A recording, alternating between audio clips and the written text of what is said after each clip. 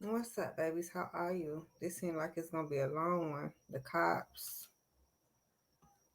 search home, somehow miss dead body and blood everywhere. I was in the kitchen fixing me some ice cream so I can go to sleep, right? Midnight snack. And then I heard this playing in the background. I said, oh Lord, let's watch it. Let's go. Make sure y'all subscribe, hit that belly. How did they miss that? I have no clue. It smells. Continuing into kitchen. Right. How did they miss that? Oh wow. How did they miss that? I have no clue. It smells. I don't know how the fuck I'm eating ice cream. Continuing into kitchen. We have what appears to be possible organs, bone. But at this time, Detective Diaz and myself are going to back out. What does your gut tell you may have been or may be inside those totes and those buckets? By September 25th of 2020, Eddie Joe Arteaga had been missing for an entire week. When Alamogordo, New Mexico police went to conduct a welfare check on Steven Gonzalez, they had no idea that the two cases could be connected, and much less that they would be walking into a gruesome crime scene. Shockingly so, they remained unaware of that fact for the duration of their visit to the residence. It wasn't until a follow-up call from Steven's family was received that police realized just how appalling the situation was. Steven, just come to the door, please. Steven, everything will be okay. The situation was. Duration of their visit to the residence. It wasn't until a follow-up call from Steven's family was received that police realized just how appalling the situation was. Steven, just come to the door, please. This man family called on him. Steven, everything will be okay. Steven, Steven.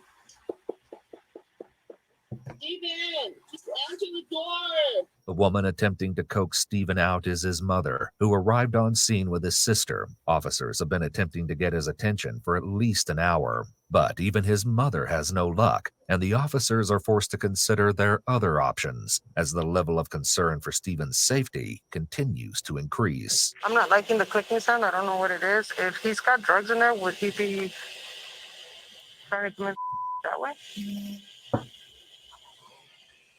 Because he kept saying, whoever he was talking to, he kept telling them, Well, he supposed to overdose. just remember this. You're putting people's lives in jeopardy. Just remember this. Just remember this. That's kept saying that. So I guess he figured somebody turned him in and he called them and I guess he might, but I've never known Stephen to be so. no, okay. And I've That's good. supervised him before. Okay. So the first time I knocked really hard, he was like, you see, you hear that? That's on you. So I don't know what's going through his mind right now, but I'm not liking it. Yeah, no. And he's volatile. I don't trust him. He's got, seriously got brain damage anyways, but he's volatile. The details of Steven's potential brain injury have remained confidential, but based on comments his family will later make, it's clear that he has a history of both behavioral and health issues. For now, though, the focus remains on trying to make contact with Steven in a way that keeps everyone safe, but the officers don't know that they're already far too late for that. Hey, Steven! Steven, adult probation just wants to talk to you. You need to come to the door, though. Right now, it's not about arresting you. It's about talking to you. But the They out there in the trailer parks. Now I'll tell you, man.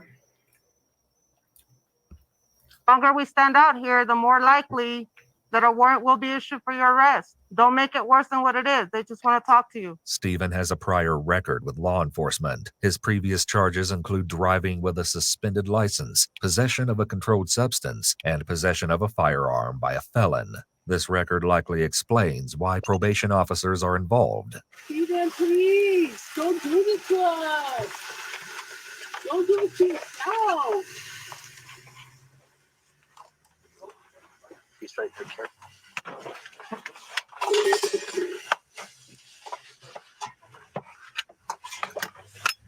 Steven, come on out. You're good. You're good. Hey. I'm trying to justify this. And I can't reach him. Look at how much smoke that. Look, I'm not. You're good. You're good. You're good. Officer safety is paramount in these types of situations, and it's good practice to stand to the side of a door when making entry in case the person inside decides to go on the offensive. However, safety concerns quickly go downhill once officers get inside. You're good. You're good. Steve, can you talk to me? Oh, yes, sir. Come on out here. Can I show you my innocence? I want a fair trial because I told him the way you do this, they know how to stop it, they know how to block it, and they know how to, you know what I mean, stuff like that. I have barely learned how to, I thought I had finally got it all off me. Got it. Okay. And then I realized I was like, what happened to all the everything? Like a bunch of stuff was still going on, and it just kind of messed up. Well, let's talk out here, okay? You're good. Okay. You remember me? I've dealt with you. You've been good with me every time. Okay.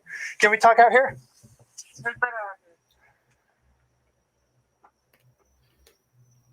You're good, Steven. You're good.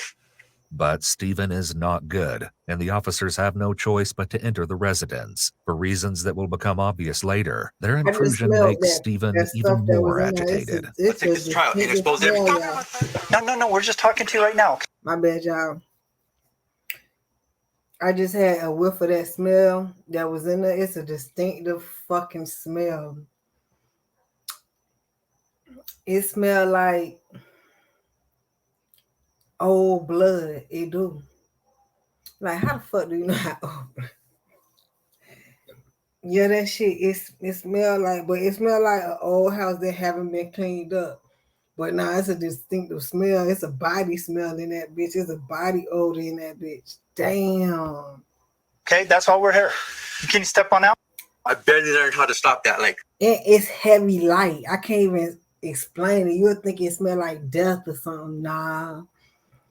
Just smell like some motherfuckers who don't clean up their shit. But then for you to smell that certain smell, it's like, well, what is that? I just smelled that shit. Okay, will you step on out with us? Look like you're good. No, we're not worried about that, okay? Like this, man. That's fine. That's fine. In case you didn't catch that, Stephen just told his probation officer that he usually doesn't smoke meth like this. Glass pipe still in hand, surround. Plus, they got the smell of meth in that bitch too. That's why I said it's a light smell.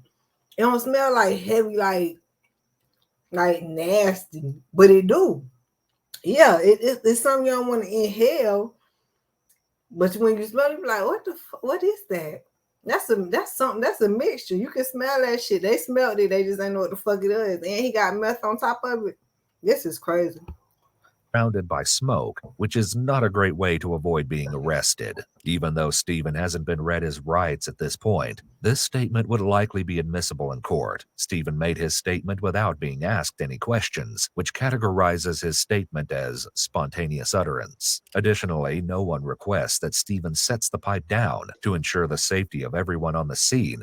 It would be in the best interest of the officers to quickly remove all items from his hands and pockets, then clear the rest of the residence. Another concern is that there is a civilian on scene. Stephen's mother has not been escorted out or separated from the officers. It would not be uncommon for the civilian to join in and help Stephen if it ever came to a fight, which poses yet another safety risk to the officers. I know, but she the one called him. Okay, is anybody else in the house? She kept on interrupting. You're good. You're good. You're good. You're good. Like, can we step out? No, I don't. I want to justify my stuff before you forget. Okay. And you think I'm crazy, sir? Please. Steven, I'm not taking your door, sir. I don't think you're crazy.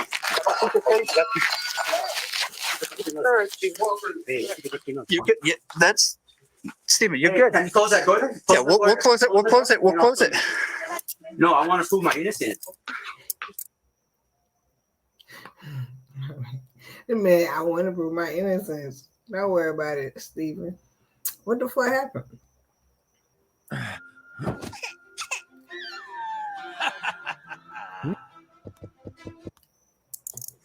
Stephen, you're good. Look at that witchcraft. As Stephen is being arrested and apparently expressing his concerns about being accused of witchcraft, the other officers on the scene make a cursory search of the premises. I just did a video about the tarot card reader and this witchcraft shit. Boy, this shit is getting ugly out here. God bringing all that down. Bring them down, bring them down, bring them down. The ones who believe in it, the ones who doing it.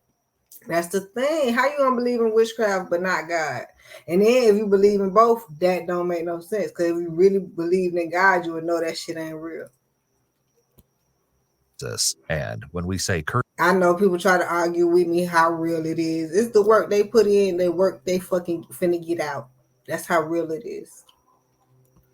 cursory, we really mean it. I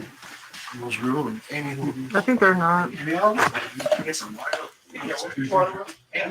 hey, y'all gotta watch it. Hey, y'all gonna let me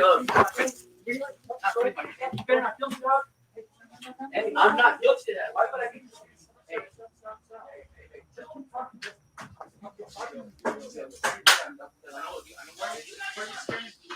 While searching the master bedroom, the flashlight beam skims right past what appears to be a hacksaw before continuing on. In addition to the oversight, it's funny because they be on point with the shit.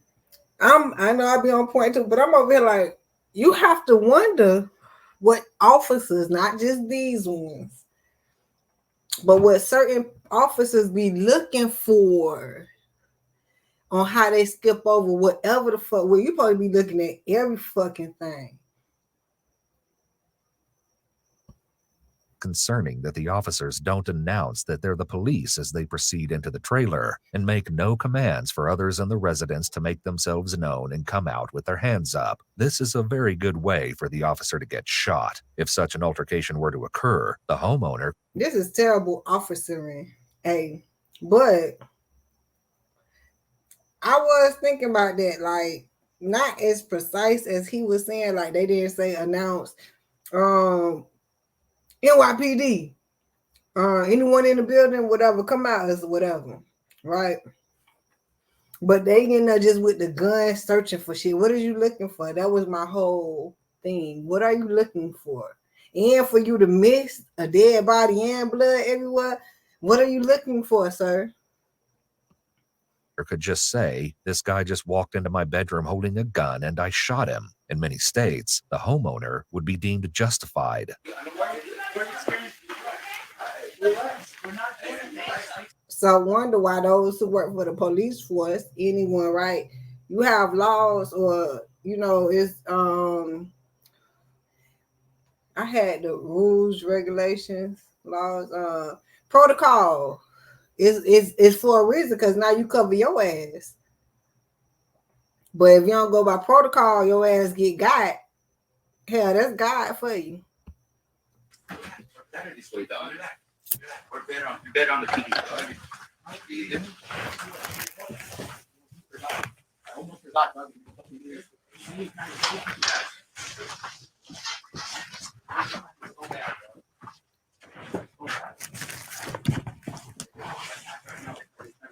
It's pretty. So are you looking for another person to be hiding or something? Because I don't know what you're looking for at this point.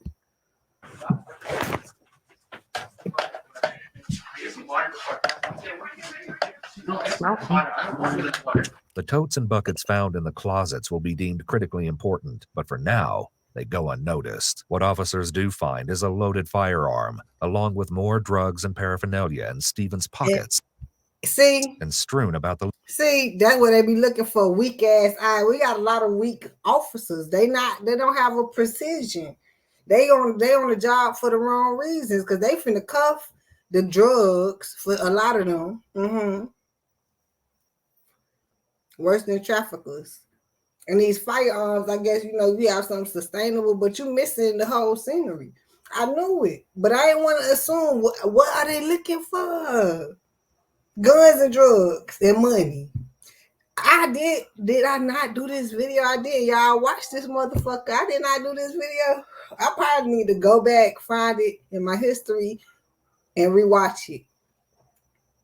Did I not watch this motherfucker? It ain't on here. Where the cops was going through all that shit. I'm talking about, the cops taking the watches, sunglasses. They taking every fucking thing that's valuable.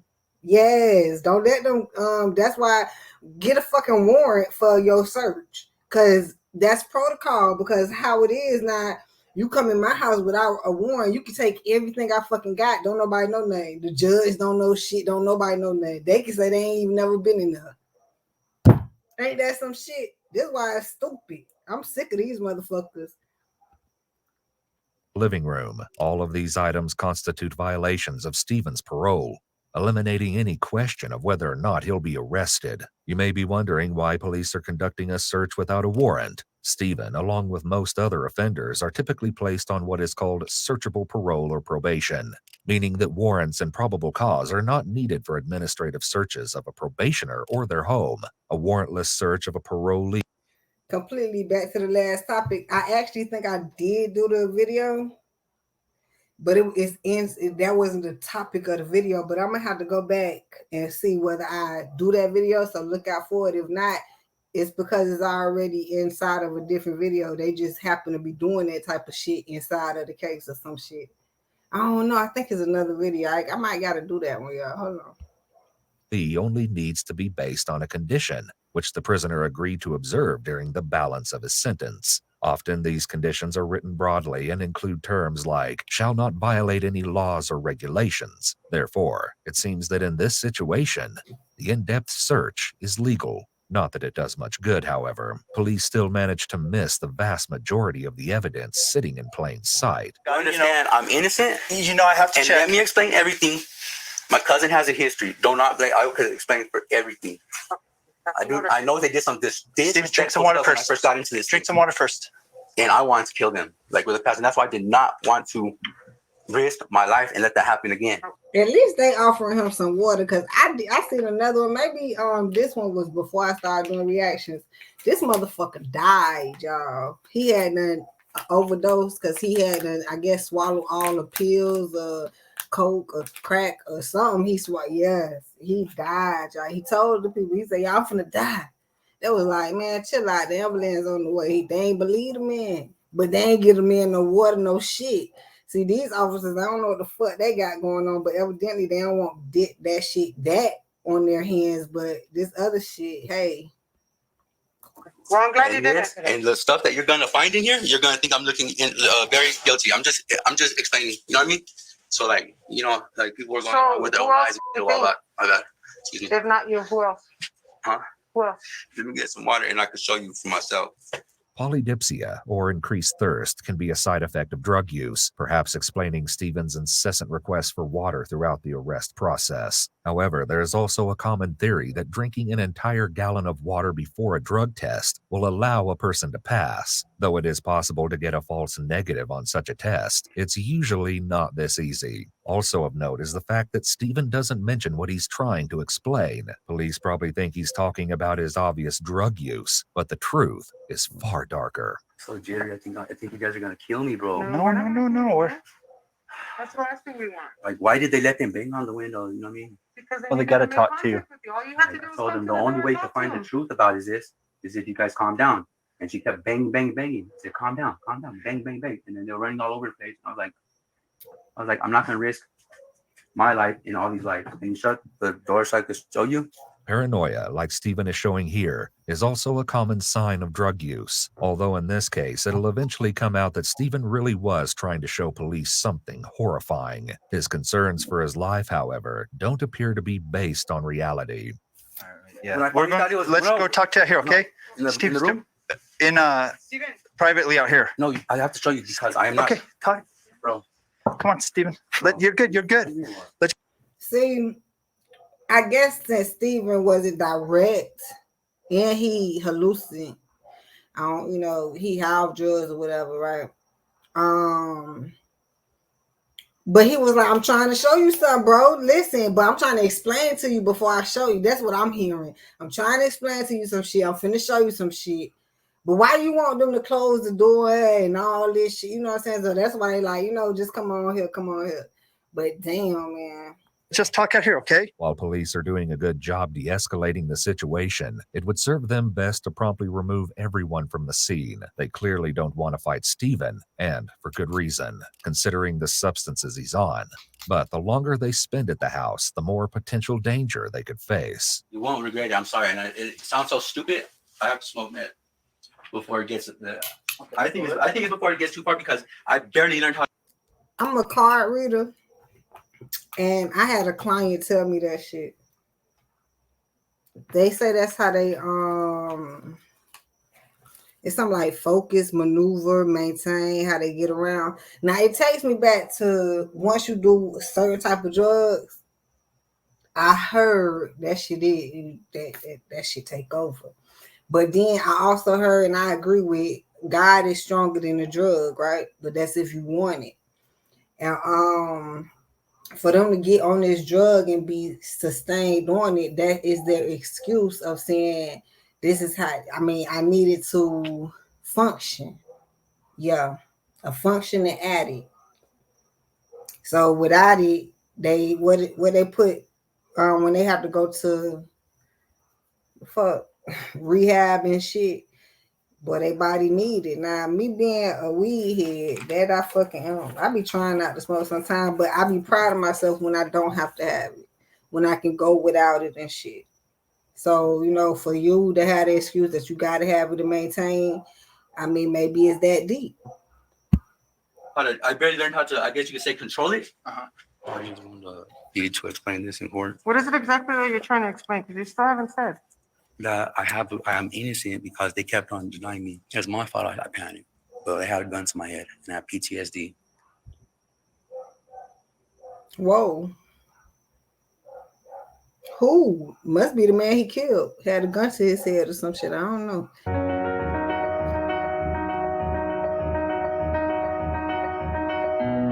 Unfortunately, even when one of the officers directly questions what Stephen is talking about, he's in no state to give a comprehensible answer. As a result, they take Stephen away, blissfully unaware that their colleagues would soon be summoned to the house again, this time under markedly worse circumstances. It was determined that Stephen was too high to go straight to booking, so he was first assessed at the hospital. He had high blood pressure and an increased temperature, which can both be... Matter of fact, that man that I told you died under the cops' jurisdiction or whatever, they took him to the hospital too. That's where he went. But he died as soon as he got through the fucking door. He was panicking in the ambulance on the way, but they thought he was still alive by the time he got to the doctors. They didn't even know he died. Symptoms of drug use. He also spent a decent amount of time seemingly talking to himself, but despite this and an apparent injury to his knee, he was deemed in suitable condition to be placed under arrest. Police likely thought the case was closed, but just a few hours later, they received a distraught call from Stephen's family requesting they return. You remember me from earlier? Okay. What's going on? Hi, singer.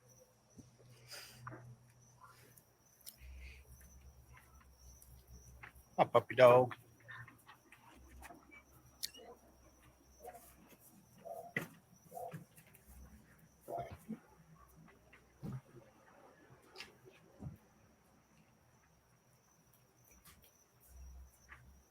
How did they miss that? Oh, wow. How did they miss that? I have no clue. I don't know. It smells. Told you. You can smell it. God just made me get a whiff of that shit while I was eating my ice cream. I'm like, oh, that's that. Damn, that's the smell that they smelled, but they couldn't figure out the smell. I almost want to say, damn, that have a perfume smell to it. You see how much it's sealed? So it's like you can barely smell it, y'all. But you can smell it. You can smell that shit. It smell like old ass, like clean up. Open the windows or some shit. It was like, yeah.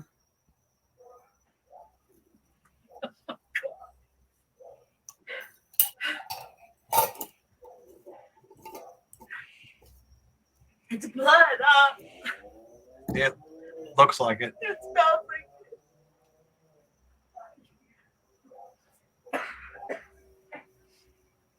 Well, let me call. Oh, you didn't call. I'm gonna call Sergeant real quick. The question of how the police missed the two very obvious jugs of blood on the counter is a good one. The question of why the blood is being kept in a jug and a bottle is yet to be answered, though the implication could be stomach churning. The officer goes, Right, because she over here like, it's blood. Like, y'all just know he harvesting blood or bodies or something, like, you know who blood it is or something, like, you know what I'm saying? You've been wondering some shit. What's going on? was outside to privately speak with his sergeant, which is the right thing to do, but he should have removed everyone, especially family members, from the scene before stepping out. As a result of having left family members unattended inside the residence, we just understand just terrible training or just representative. They was trained better, they just slacking like a bitch. scene is not secure and will become increasingly difficult to prosecute. Oh, there's quite a bit of blood in the jugs. Yeah. Contact Rodney. The missing person. There's a missing person. Everything else. In case you missed it, the sergeant just said he didn't know what to do. A sergeant should never think out loud like this, as it doesn't show much leadership when the leader says, "I don't know what to do." Additionally, the sergeant should be responding to the scene immediately. Back inside, another officer arrives to supervise the family members, but he also appears to struggle with the protocols intended to keep a scene secure. I don't understand how they missed that. It was like right there in the counter. That's where it was sitting the whole time. Don't tell me, she done moved it, or she fit to. I looked at it and I was like, this later something here, but he didn't have like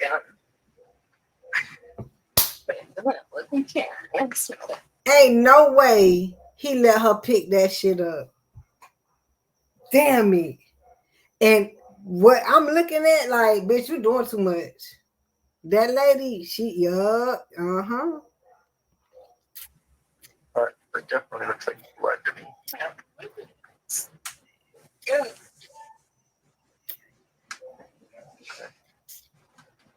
Shockingly, the officer continues to allow Stephen's sister to handle the evidence, while his mother and grandmother move about the residence. Even though the sister is wearing gloves, that evidence can almost certainly be considered contaminated now. The family should have been removed immediately, as they have every reason to try to contaminate the scene to help Stephen's case. Even the officers themselves shouldn't be inside at this point. At the very least, they should not be touching anything.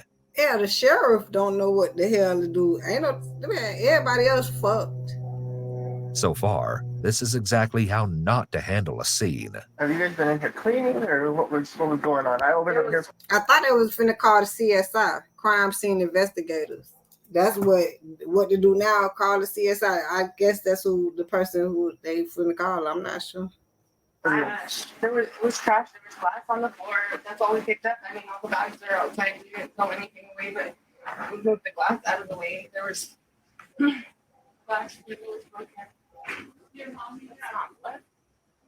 Down there? It doesn't look like it. Looks like that. That's not good. That. I didn't see under the bed.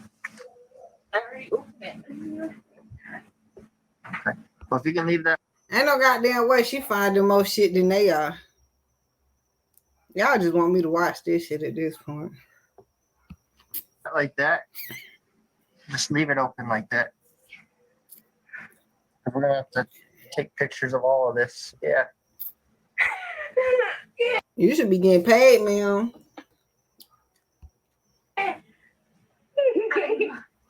Oh my god.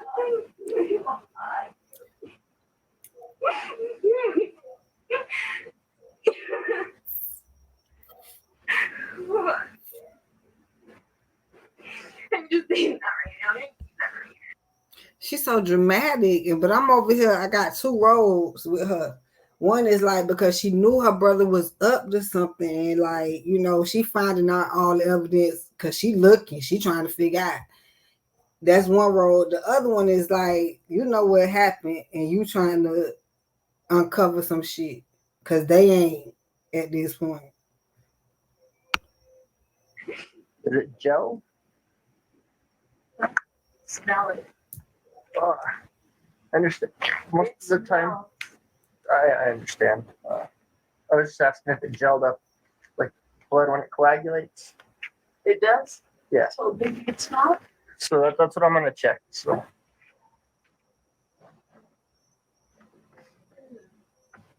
What do you think? it's hard to tell, but it looks like there's some kind of a formed clump in there. Now the officer is actively contaminating evidence himself instead of passively allowing it to happen. DNA and trace evidence have certainly been transferred left and right. A defense attorney would be able to destroy the case in court. But despite the mishandling of the scene and the shock value of what is discovered, semi-coagulated blood in a water bottle is far from the worst thing that will be discovered in Stephen's house. Yeah, if that's blood, that's a lot. Yeah. And we started cleaning up a little bit, and I noticed. Oh, well, like, why? Is you drinking that blood? That's why it's an empty water bottle. This is witchcraft, too. At this goddamn point. I'm trying to come up with some clues. Because why is you putting it in a bigger bottle to a smaller bottle? What's these bottles shit? Yeah, why is you even putting it in the bottle? Why is you saving blood? How you got the blood out? How you had to specifically get that blood in that bottle? That, and then I just noticed that, and then I could show you something else. Oh, yeah. She is going up and through there. Let me show you something else, partner. And then the, I don't know what that is, but I can't open that. I can't.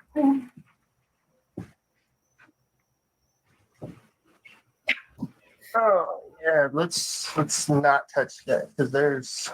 I don't know what's happening here. Oh, yeah. Let's not touch that. I can't open that. I can't.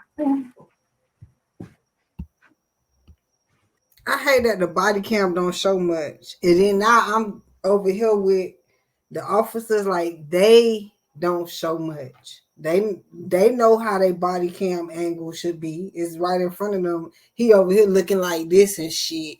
Bitch, show us what the fuck going on. Oh, yeah. Let's not touch that because there's. I don't know what's happening here. I seen it.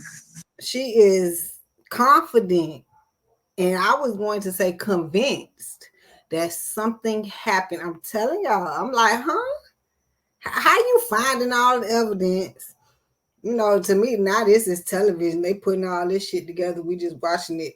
YouTube is television. Hell, they getting views and money. All these ads on this damn shit. But here we go. Okay, this is a real scene. That's why I'm like, I give you two roads, homegirl. You either know what the fuck happened, or you really concerned on what happened because you know something happened at this point. Did you go back there? I've got it back here. As far as I can go, it's right here. The coach is back there. What you finna do? Not show us nothing? See these ads keep coming up. What's this television show I'm watching? Hi, Mark Barden at Sandy Hook Promise here. When the gunman... Going to the back corner. Over here. There's a plastic tarp and buckets with blood on them. Clearly, the contents of the plastic totes are disturbing, enough to rattle the officer as well as Stephen's sister, because he finally mentions that they should stop touching the evidence. Not that he enforces the suggestion, though. But if there is something so obviously concerning about the bins, it raises the question of how they were overlooked by the first round of police. Then again, if they failed to notice a jug of blood in plain sight, it's not exactly surprising that they weren't interested in the totes. For now, the police leave the plastic bins and buckets alone, likely to preserve whatever evidence remains after the family cleaned and multiple officers tromped through the house. But before a team arrives to inspect the contents, officers are in for yet another surprise. While this one is less gory, it's no less concerning. A wallet containing an ID and credit cards belonging to Eddie Joe Arteaga is found on the table in Stephen's house. Eddie Joe had been reported missing a few days prior by a cousin who claimed he'd not been heard from since September 18th. Note that Stephen's mother places the wallet on the table to be photographed. It should have been documented where it was found in the residence, not moved to a different location. As a result, we'll likely never know exactly where the wallet was found, which could seriously impact the validity of the evidence. Stephen's cousins shared that Eddie Joe had recently been hit by a semi-truck and received critical injuries, including severed fingers and a broken pelvis. Since that time, she stated, he hadn't been the same, and she suspected he'd started using drugs to cope. She was worried he might have done something to harm himself. However, the presence of blood in Eddie Joe's wallet in Stephen's house present a potential alternate reason why Eddie Joe had fallen out of contact. Along with whatever will soon be found in the totes, the situation looks grim, and it only gets worse. You know, we have a lot of family dance. Everybody's been looking for my nephew, and Is that what the original call out here earlier was? I can't believe it. No, I don't want to believe it. So you just know that he killed him. I told you. She either had a hunch, she knew something was going on or something. I go with that shit. That's crazy. Or she faking this part, right?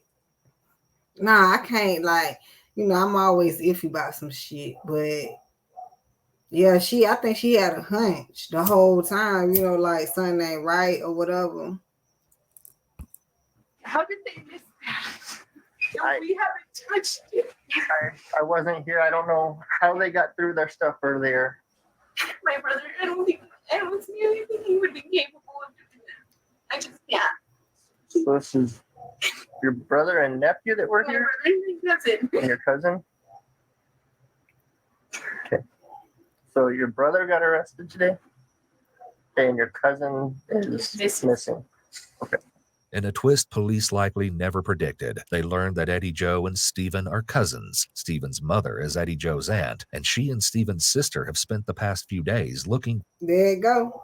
I was like, bitch, you know something. But I knew it. I knew it because she was over there looking like she knew that. That's why she said, I didn't think he was capable. You knew it. You probably wanted to readjust. I thought he was capable of doing it, but I didn't think he was going to do it. Right. Some shit like that. For their missing family member. When's last time? Camera recording started. Saturday. On Saturday? Okay, was that here? That's what somebody said. They dropped him off. Okay. I seen him here on Friday. You saw Eddie here on Friday? Okay. So a week ago? About a week ago today? And when we came here on Monday, we noticed that his bag was on the couch.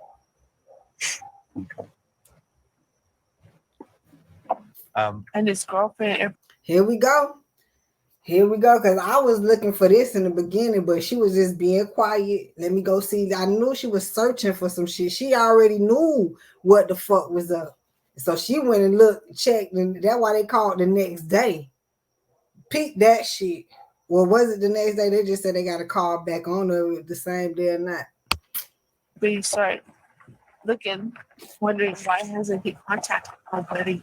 Yeah. Police were able to confirm that a different one of Eddie Joe's cousins had dropped him off with Stephen on the previous Friday or the Saturday that followed, just a handful of days before he was reported missing.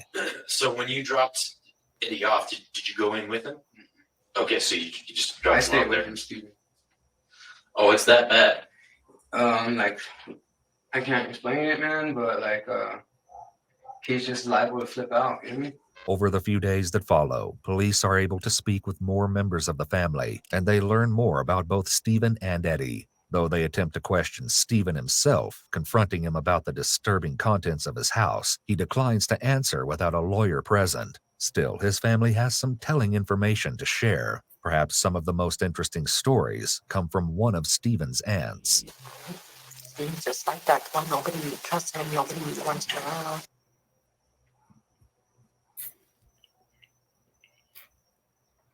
Don't skip my ads though when I get some. No living being should ever eat processed food for every single meal of their life. I plan on doing I always tell you, always told her, bad talk to me on a dating house. You try to get him. Still, Hold his on. family has some telling information to share. I plan on doing a ad program. I don't know if they're gonna let me. See, they give me my ads. Perhaps some of the most interesting stories come from one of Stephen's aunts. He's just like that one. Nobody trusts him. Nobody wants him around. And I always tell you, I always told her, how come you don't get him help? She's like, you try to get him help. Because I know, I can't. She's scared of him. Mommy is scared of Steven. But I used to be, how come? That man don't want no damn rehab. I already talked about this. He didn't get him help when he was younger. He stabbed his sister in the leg. Steven did? A long time ago. You know, he chased me with the knife a long time ago. There is violence, but ever since then, back then, I would tell her, give him some help. Give him some help. He needs help. I don't want to believe Stephen killed Eddie Joe, but I would yes. If he has. So you don't want to believe it, but I guess I hear everybody. I don't. She don't want to believe it, and the other one can't. I forgot what the fuck she said,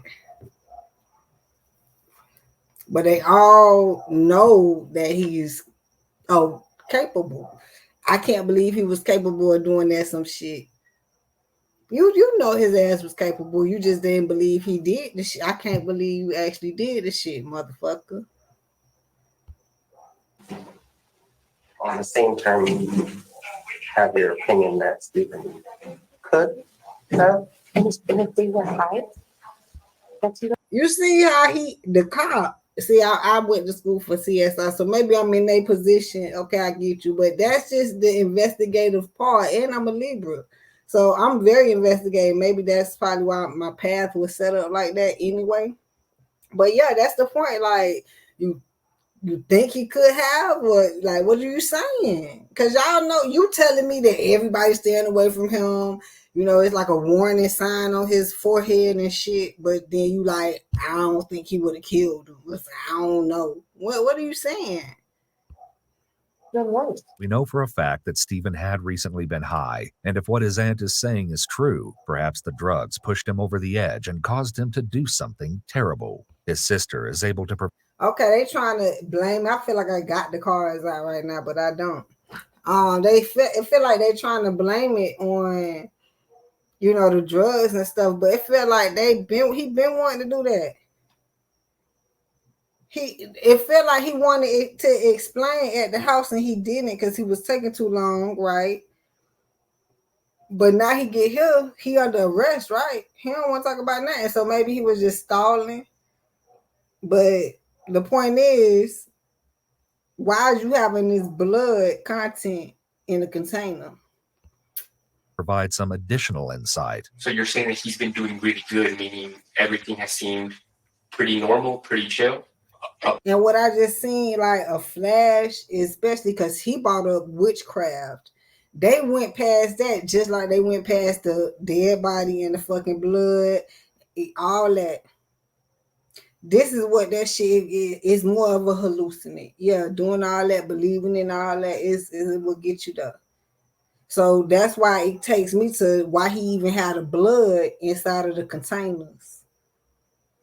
They just can't understand it. I know it's a crime, somebody dead or whatever. This is just a little deeper. Up until the last few weeks? Well, yeah, pretty much. But like, aside from his mental illness. There you go. That mental witchcraft. Because whatever the fuck you thinking, witchcraft, power, whatever the fuck that shit is over there, voodoo, boom. That's different from having a clear mind on you good. So yes, your mental is fucked. This is what I'm talking about when I say mental illness, okay?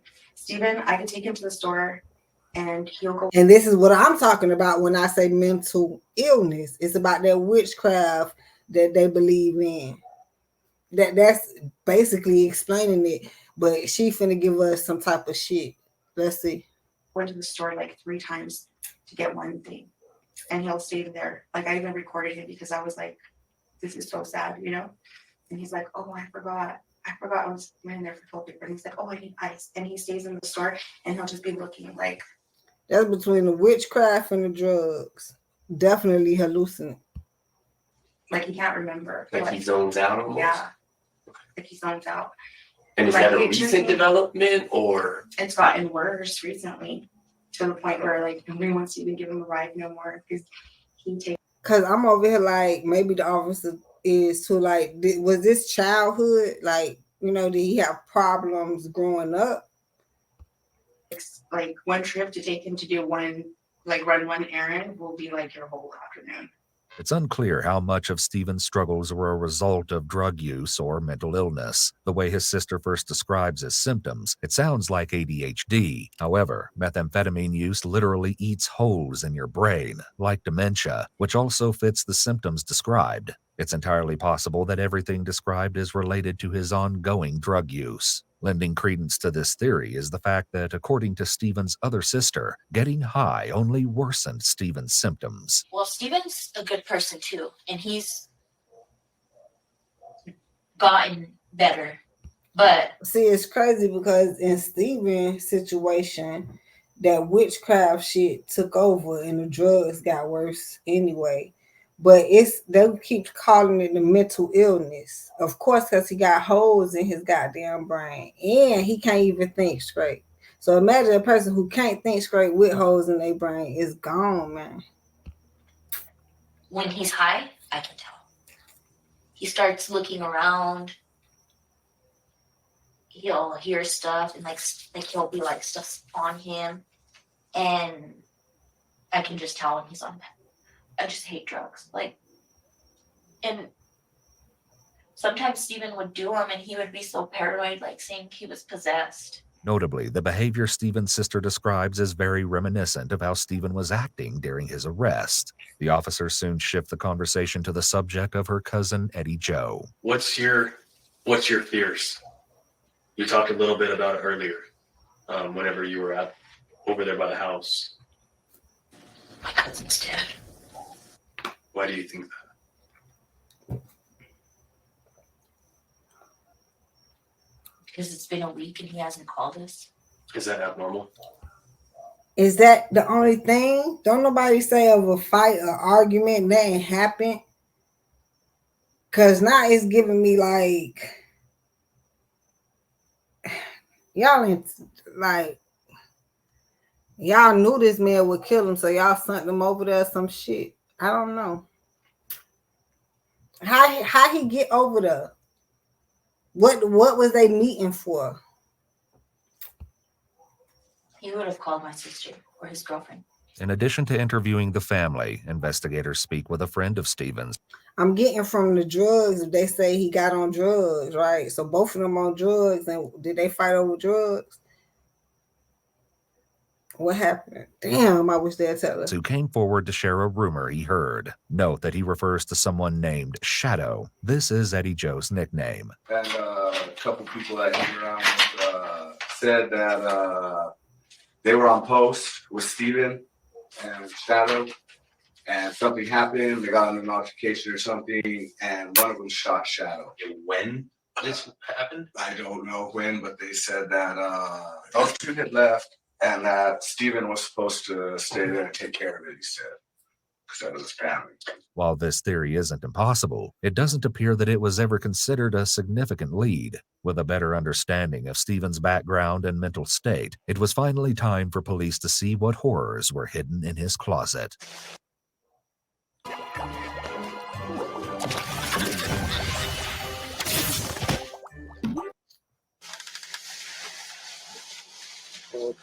Right entry into the living room, backpack, kitchen,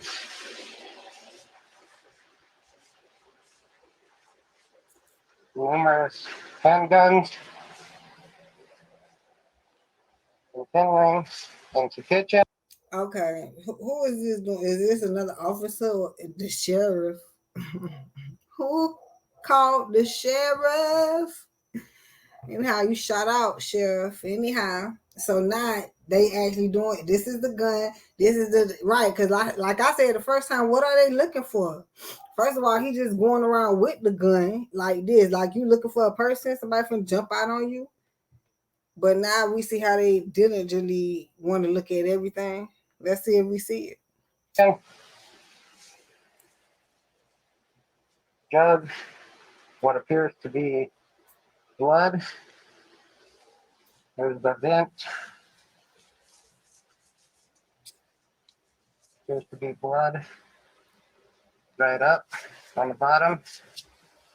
Near the blood-stained vent, the investigators also found blood on the kitchen chairs and door to the master bedroom. This was where the true horrors would be found, tucked away inside the plastic tubs. If the first set of police had looked just a little harder, they might have pieced together the sinister implications of the contents. I'm like, who the fuck have a body and blood separated?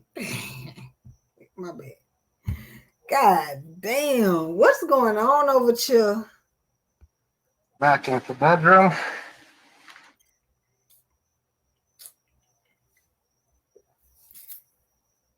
Notepad with what, hacksaw. I'm interested in knowing who fast forwarded it. The officers now? Yeah, because y'all fast forward a lot of shit, or was it the actual channel?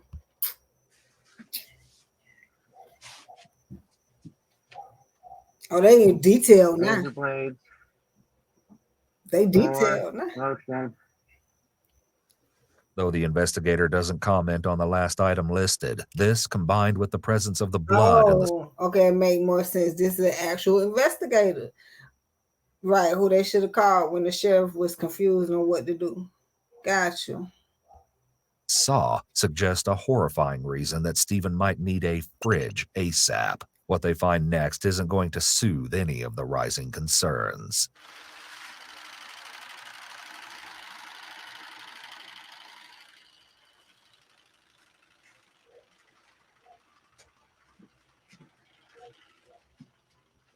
Tub.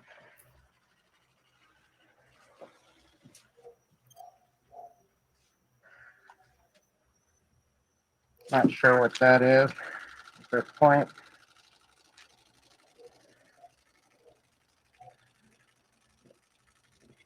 Clothes with what appears to be a bunch of nets, blood, shoes,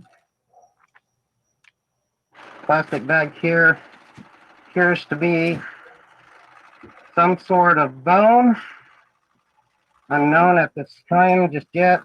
At this time, we have what appears to be possible organs, bone, but at this time, Detective Diaz and myself are going to back out and await for the arrival of New Mexico State Police evidence team. It was quickly determined that the buckets did, in fact, contain human remains. DNA results would take time, but to all involved, the answer seemed hauntingly obvious. Does your gut tell you may have been or may be inside those toads in those buckets?